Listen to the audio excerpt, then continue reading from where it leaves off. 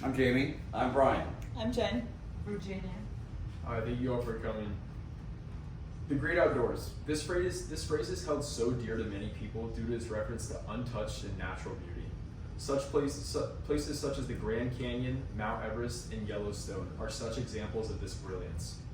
But how would you feel these spectacular regions were ruined by oil drilling operations?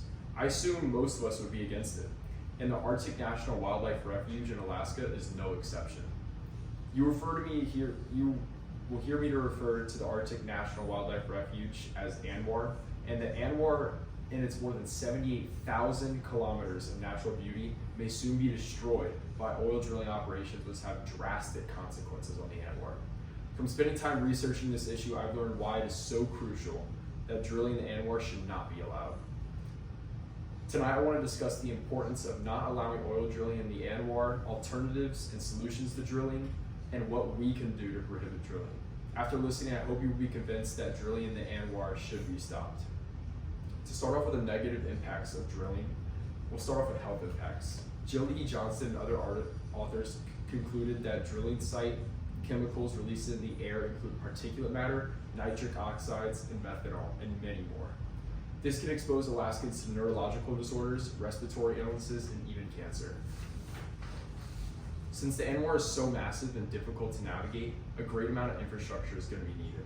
Construction like this can cause habitat fragmentation, which can greatly harm biodiversity and the overall health of ecosystems, causing ecosystem collapse. Big disturbances can significantly reduce population numbers or even start the extinction process for fragile specialist species. Such an example is covered in an article that includes the environmental impacts of drilling and revealed that musk oxen in the ANWR are in danger.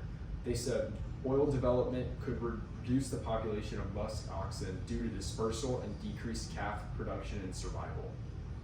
And since the ANWR is largely snowy and its inhabitants are adapted to snowy conditions, it's one of the most vulnerable to climate change. Extracting oil for mass consumption only exacerbates this process. And as mentioned earlier, drilling will cause many animals to be relocated. The native caribou help cool permafrost, frozen soil that contains methane. According to Yale professor Oswald J. Schmitz, without caribou grazing, tall shrubs could begin to dominate the landscape. Taller shrubs rise above the snowpack and cause earlier snowmelt as well as summer permafrost thawing. When the permafrost melts, large amounts of methane, which is significantly more powerful than CO2 as a greenhouse gas, is released. And then people say that drilling will create a countless number of jobs.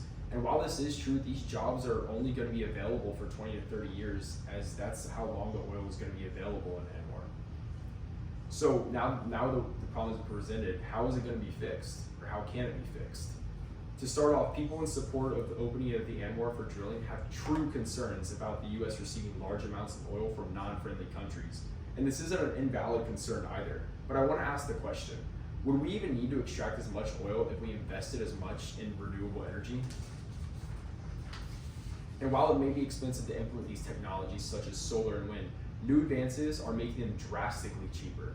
According to an article about how renewables will change energy production, it says, the levelized cost of electricity from solar and photovoltaics has fallen by an astounding 73% between 2010 and 2017, and for electricity from onshore wind costs have fallen by 23%.